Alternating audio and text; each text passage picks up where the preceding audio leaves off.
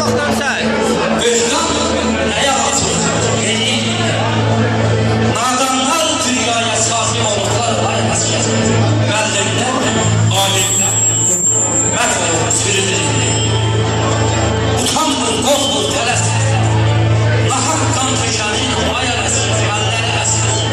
Sözü olad ağız, qalxan əkəsir. Azərbaycanlar, dəmir özürlər ötürür.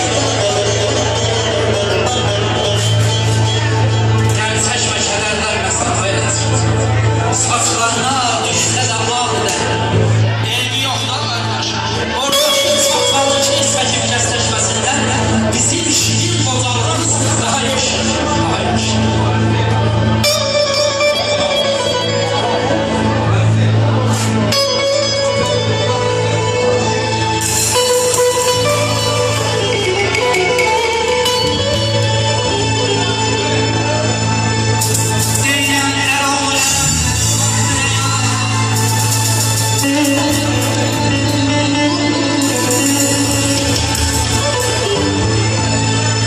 Deyirəm,